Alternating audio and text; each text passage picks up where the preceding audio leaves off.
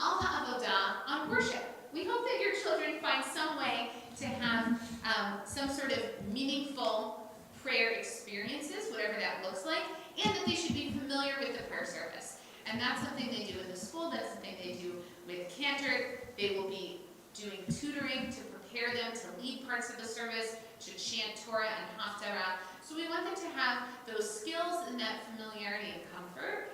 So Torah learning, avodah, worship, ve'al gemilut chasadim, and on acts of loving kindness. And each child will, in preparation for their mitzvah, will do some sort of mitzvah project.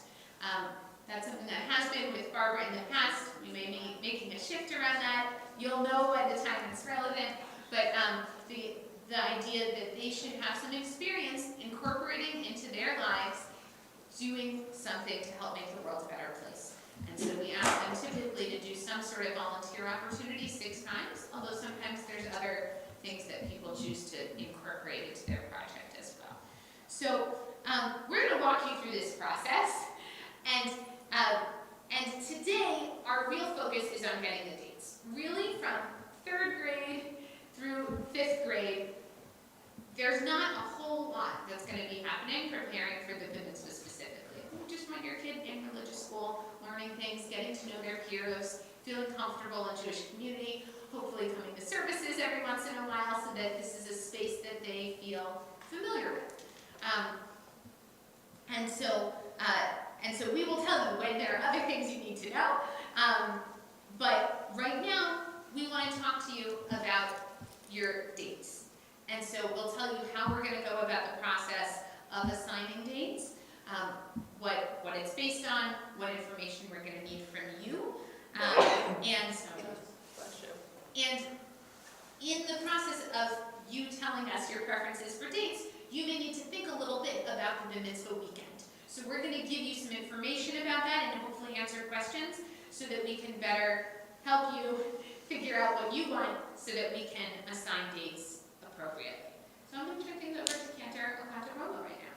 Wonderful. So to begin looking at the weekend as a whole, how do we decide what our dates would be? So in general, the first thing you have to look at is your child's Hebrew birth date.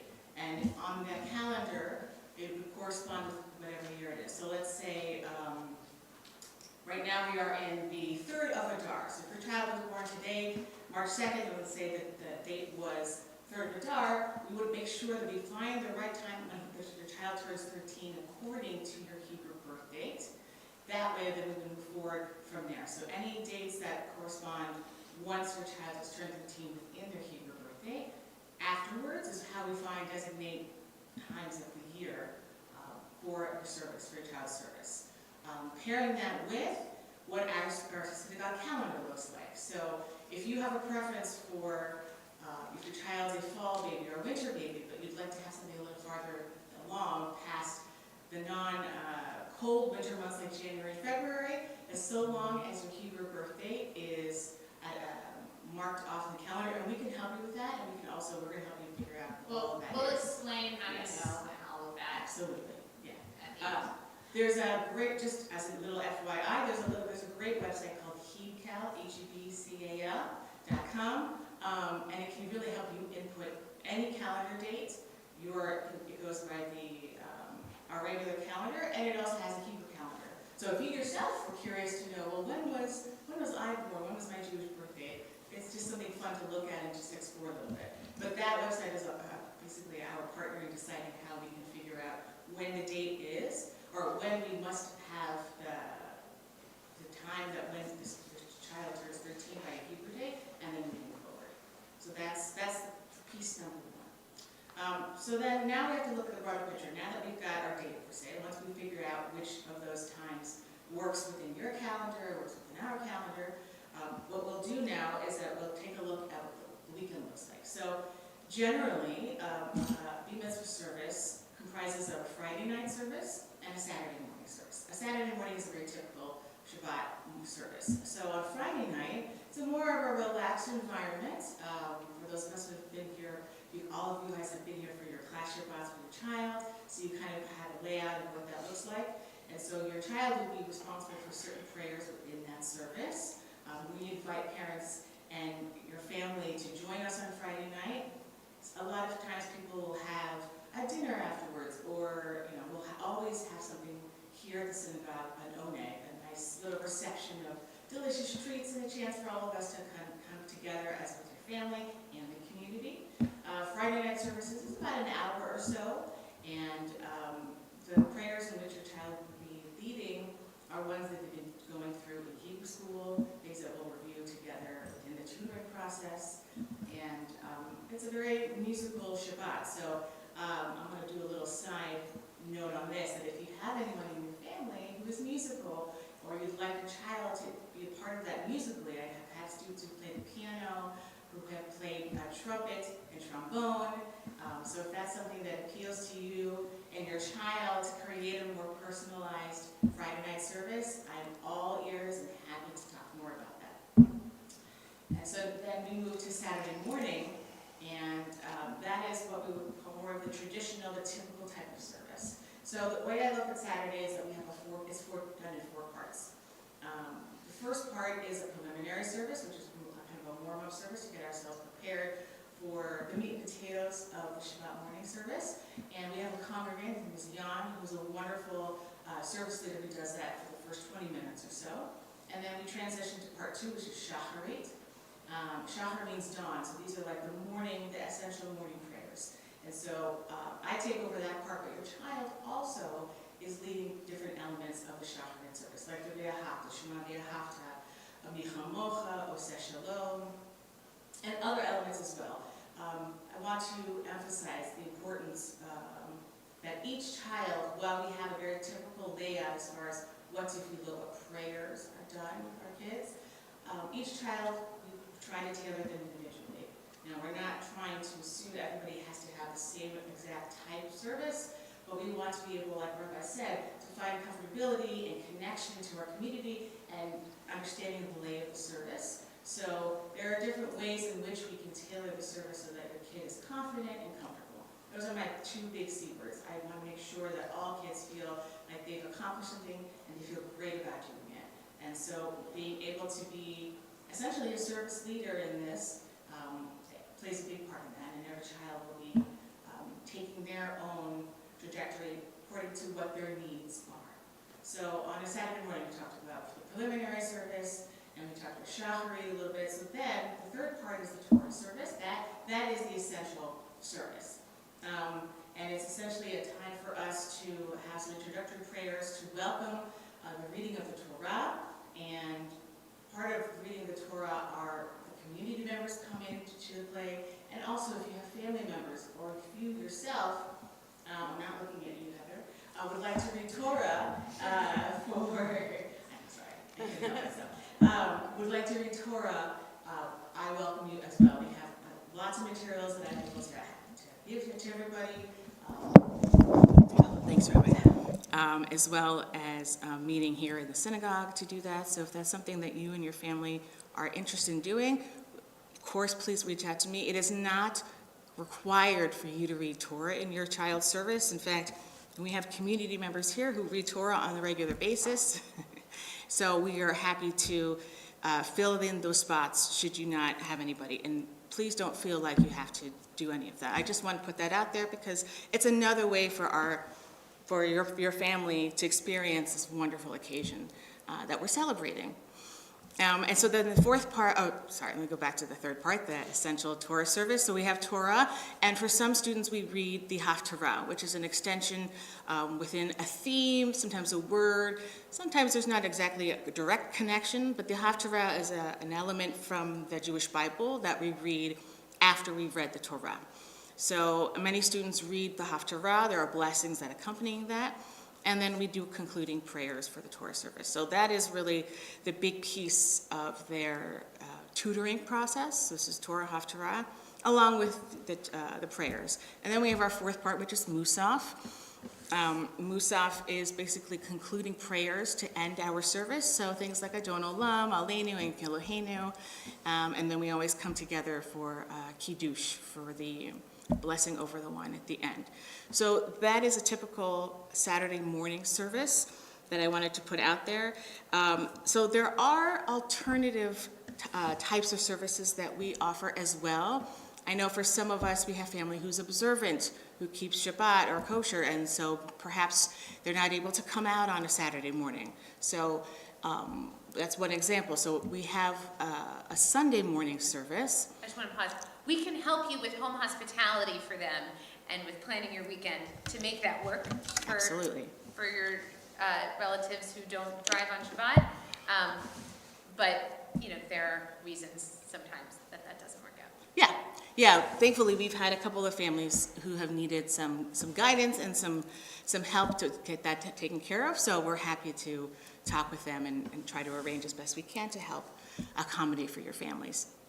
So the Sunday morning service is usually taking place on a holiday or on a Rosh Chodesh. Rosh Chodesh is the celebration of the new Jewish month, and so we have those particular days on a Sunday. When we have a holiday or Rosh Chodesh on a Sunday, there's Torah reading, right? So this is another opportunity for your child to read Torah. There's also depending upon what it is, if it's a holiday, it could be a Haftarah as well. But the service is very similar too. It's not centered around Shabbat, of course, but there is one type of, an element of the service, especially, for both parts, for Rosh Chodesh and for a festival, called Hallel. Hallel is a group of psalms that we recite in celebration of a festival. So this is a very musical part of the service. So if you have a child who's also very musical, this is a really lovely way for them to be helping us lead that element of the service. But the essentials, there's a lot of crossover between Friday night and a festival or a weekday that will work as their tutoring. So while it's not centered on Shabbat, there are lots of different ways to use that and to celebrate the festival itself. And then the other piece of this is called a twilight service. A twilight service is a Shabbat afternoon evening service in that we, again, on Saturday afternoon, we also read Torah. So while we talked about reading the excerpt from the Tanakh, the Jewish Bible, the Haftarah on Shabbat and potentially on Sunday mornings, there is no Haftarah on a twilight service. There is just Torah reading, but that means for some of us who read all your Torah parts, the child would read all of the Torah parts. There's typically between 3 to 4, depending on what it is, aliyot, and so they would read all of the Torah, and then it will also be involved in a Havdalah ceremony, which is really lovely. They learn all of the prayers for an Havdalah ceremony. It's also very musical as well, and the service is potentially a little bit on the shorter side because there's not a Haftarah, because it's a combination of an afternoon Shabbat service, which is generally smaller in time, and then we have a weekday. We're moving from Shabbat to the weekdays, so then we conclude with our weekday evening service as well.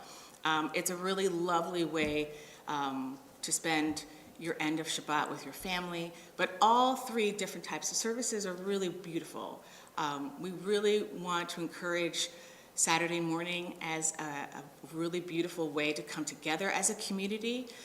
Twilight services and Sunday morning services, our congregation is not usually here for Shabbat or for non-Shabbat services. So it would be whoever you invite. So I just wanted to put that out there as well. But we really want to emphasize how much our community celebrates you, your family, your child, and we want to be a part of this with you all. So I wanted just to point those things out. Are there any questions regarding any of these types of services? Yeah. What time will your twilight service start around? Okay, so depending upon the time of year where Shabbat ends, we try to start usually about like 45 minutes before Shabbat ends so that we can fulfill the Shabbat mincha or the afternoon service. And then when we're towards the end of the service, we can do Havdalah appropriately and then we end it. So it will depend, but it will start before Shabbat, depending when the sun goes down the day before. Evening time or so? Yeah, I could be anywhere between 4:30 to 6 o'clock, somewhere in that category. And you're not gonna do it April through September. It would be too late. It gets a little tricky at night. You're right. Yeah. Right.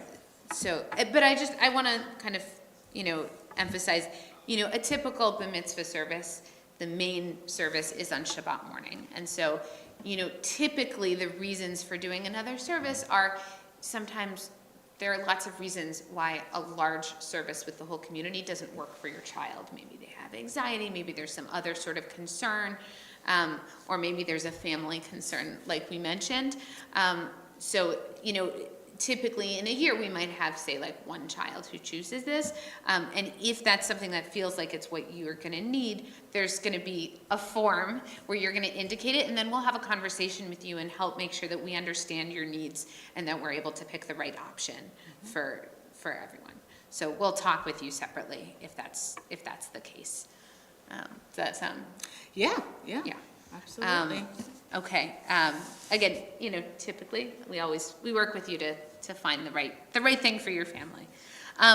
So the next thing we want to talk with a little bit is about celebrating your child, because this whole time of the Bar Mitzvah is a celebration of your child, really in 3 different ways. They're being celebrated as an individual. They're being celebrated as a member of your family, right? During the service, we honor your family members and close friends as part of our service, because this really is a celebration for your whole family, and it's a celebration for the community, that we are welcoming your child as a member of the Jewish community and a member of the Ohev community. And so there are a few ways that we see those 3 different kind of layers play out. One of which is that we ask and expect that each one of you is going to invite all of your child's classmates from religious school at minimum to the service. So that's like a special invitation. It can be on email, inviting them to the service. And we really do encourage our families to come for that. That's one piece. And the other piece is that every family, as part of your Bar Mitzvah fee, you are sponsoring a kiddush on Shabbat, for Shabbat lunch, for the whole community, as well as for your guests. And so it is an option for you to upgrade that to make it even more festive and special. But at a minimum, you are automatically sponsoring that celebration, that lunch, for the whole community. So I'm going to turn things over to Barbara to talk a little bit more about planning your celebrations. Thank you, Rabbi. Yeah. So I get to work with you on 2 things. Reserving the date. Once your date is reserved and you sign the paperwork and turn it over to Rabbi and Cantor, I then will process that from a synagogue perspective. In 4th grade, there's a Bar Mitzvah fee that's added to your account. It's $1,500, but it's payable over 3 years. You can pay it $500, $500, $500. You can pay $1,500 the first year. You can pay $1,500 the second year. Or you can pay $1,500 the 3rd year. I'll send you some paperwork about that. I just want you to be aware of that. And I want to tell you what the $1,500 does cover. It covers the tutoring for your child's service, and it covers all the materials and all the fees, and like Rabbi said, it covers the Friday night oneg and the Shabbat kiddush. Kiddush lunch. One of the things we started doing was enhancing our Shabbat morning and added lunch. So now, where I know in the past a lot of people had to have it catered and all we served were pastries. Now we have a kiddush lunch. It's white fish and egg salad and store-bought bagels and things like that. So that's what's included. Fruit, chips, it's very nice. Stuff from Kramer's also. You're more than welcome to add to it, and I have a whole list of caterers and suggestions and things like that, but it's part of your fee, regardless, up to 100 guests. So let's say it includes our congregation. We always say, figure 30 congregants. But if you're having 100 guests, kids, adults, it's included up to that. Anything after 100, there will be an upcharge for, just because of the volume. Includes all the paper goods and all the tablecloths, which is a really nice, it makes the whole day super nice. And then it includes your Friday night oneg, desserts, things like that. So you'll see that added in 4th grade to your bill, and like I said, you'll get a letter from me also about, paying it, and if you choose to pay it all at once, you can pay it all at once or spread it out. And that's that one piece. The other piece I just want to tack on to what Rabbi and Cantor said about the twilight, the Saturday night service. So for Saturday night, depending on the timing too, you don't have to have the party here, but there is a fee for having a twilight, an extra fee on top of a rental fee for opening the building and things like that, and security. But we put aside the requirement to have the party here for that Saturday night, so that's also something to consider. Right, but I think you're saying, but Sunday morning that requirement. Sunday morning, the requirement is still here. You still have to have, if you choose a Sunday morning, the party still has to be here, or the luncheon has to be here afterward, and we have a whole host of kosher caterers and stuff. So, and that's my involvement, so I'm happy to answer any questions that you have one-on-one, through email, about the whole piece of that, and I'll be in touch. You guys have time. I'm usually in touch a couple months before, and then and there's other meetings that Rabbi can have. Barbara, can you also talk a little bit about the option to decorate? Oh, right, absolutely. So this year everybody's been choosing to decorate. So you can choose to have different tablecloths, flowers, things like that, balloons. But we do observe the laws of Shabbat, so things have to be dropped off on Friday, already set to go on Saturday if you have someone that's going to set it up, but it has to be ready to go just to be placed on the tables, or you can have it come in before Shabbat on Friday and have everything set up. Like, we can't have people cutting flowers or filling things with wood or blowing up balloons on Shabbat. It all has to be done before. And no writing. So, like, we had one family put a sign-in board up, and unfortunately we couldn't let people write because we are a conservative synagogue. But, like, there was a gift box and things like that. And I can recommend some low-cost, decorators or people that will bring balloons and really nice decorations, and then there's, higher end. So I have all that information also. Yeah. Great. Thank you, Barbara. You're welcome. I just wanted to add also that it is really nice to have the whole weekend together with your friends and family, particularly if folks are coming in from out of town.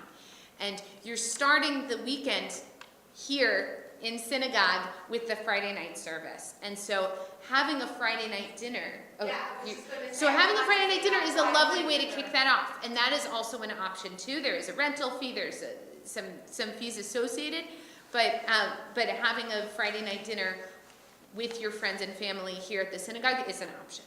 And obviously if you choose to have one in some other location and want any help thinking about the rituals, we're here to talk with you about that as well. So the next piece is we're just going to talk about the form and how to fill it out, and then we'll take questions. So there should be an email in your inbox at this moment. It was scheduled for 9:15 this morning, and it has in it a form that will allow you to fill out your information and tell us your top 5 choices for B'nai Mitzvah date for your child. And so you're going to want to think about all these things that we talked about, right? What do you want your weekend to look like? Check in with relatives, make sure they're available. It's pretty far out, but still. And you're going to tell us your top 5 choices, and they have to be choices that are after your child's birthday. So the form has in it a link to a document that has your child's birthday listed. Now, because of confidentiality, we didn't put your child's name in. There's a list of birth dates on the secular calendar. You know your child's birth date. In the column next to it, you will see your child's 13th birthday according to the Jewish calendar. And so we didn't take into account if your child was born during the day or at night, but unless the date that you want is like one day off, if it is, you can contact us, but most likely all you need is an approximate date. So I think we assumed everyone was born during the day. I don't remember what we assumed. But the point is, unless it's only a one-day question, you should be fine.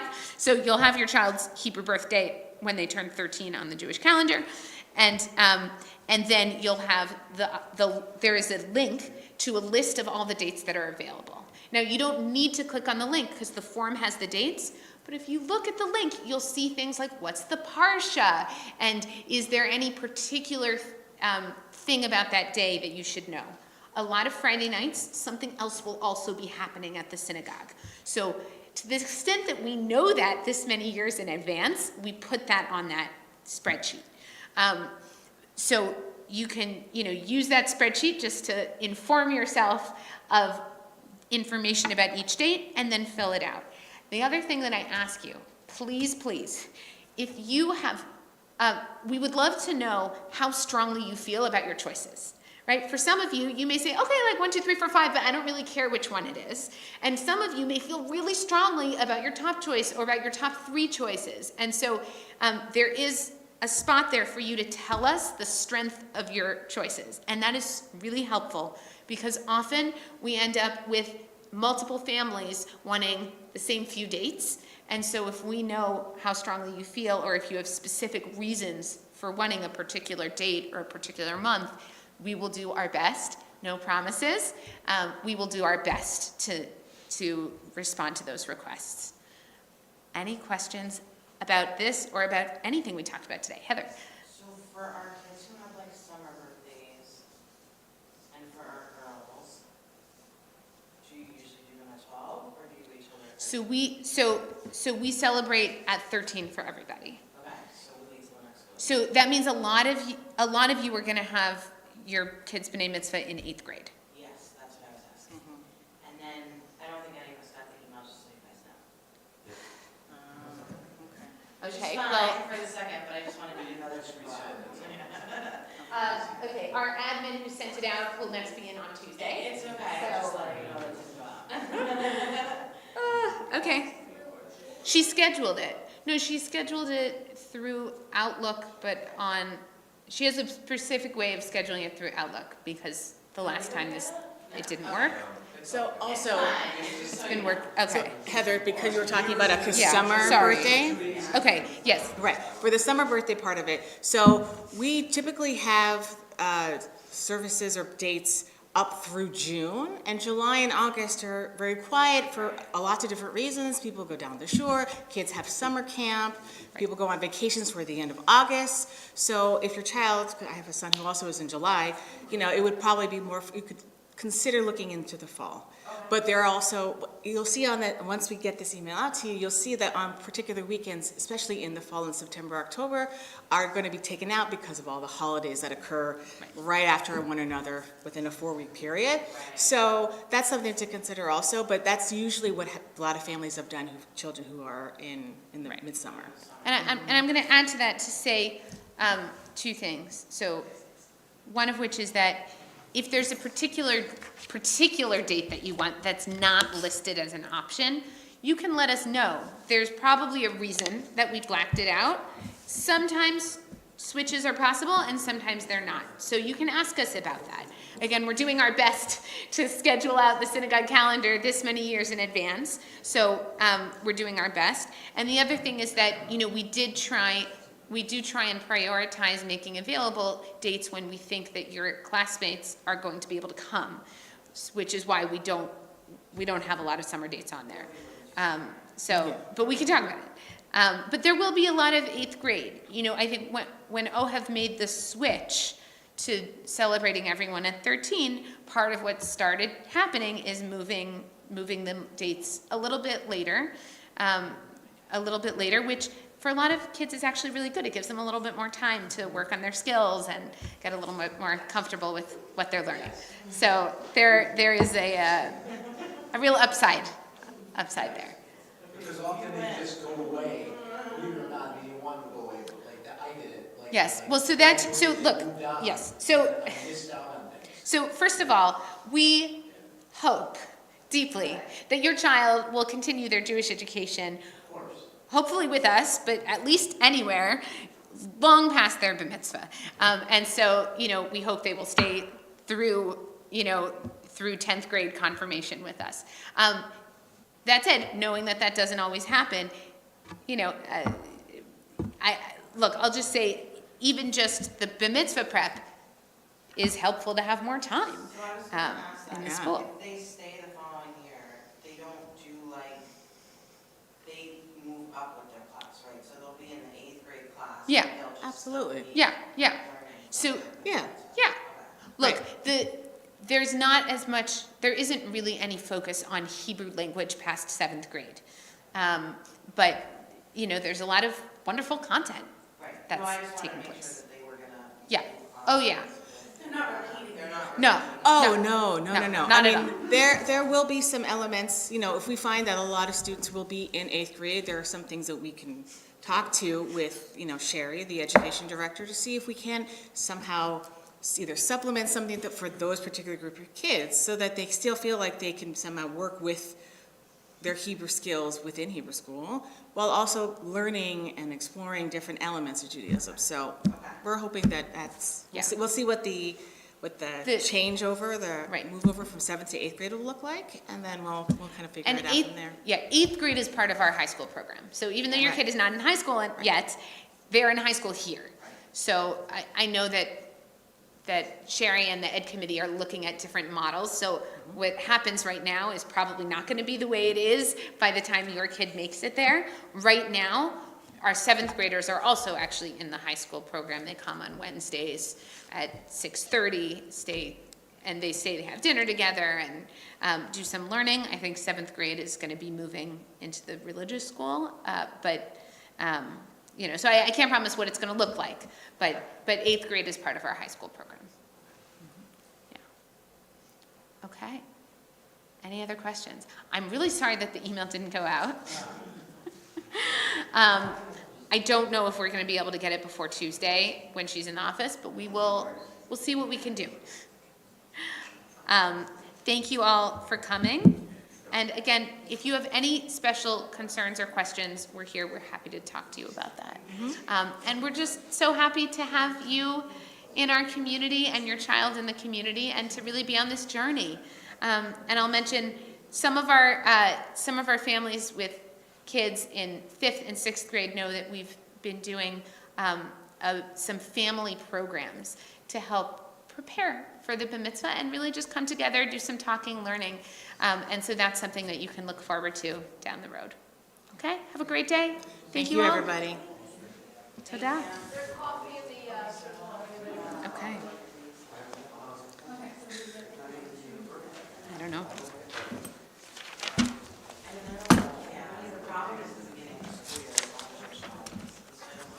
we're gonna be in here by Friday. Yes, yeah, I think so. Oh, no problem, thank you, Ben. Thank you. Thank you. Fantastic. Well, what was the She was saying, discussion? the number you can force certain